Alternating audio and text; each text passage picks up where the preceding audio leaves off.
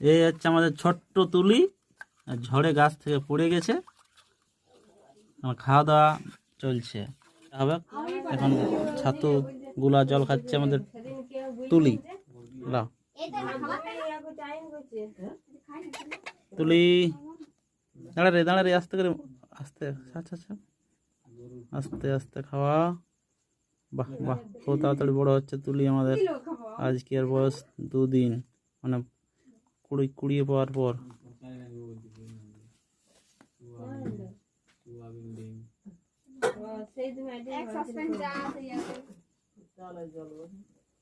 তুলি চল, রাতের খাবার খেয়ে ডিনার হয়ে যাবে।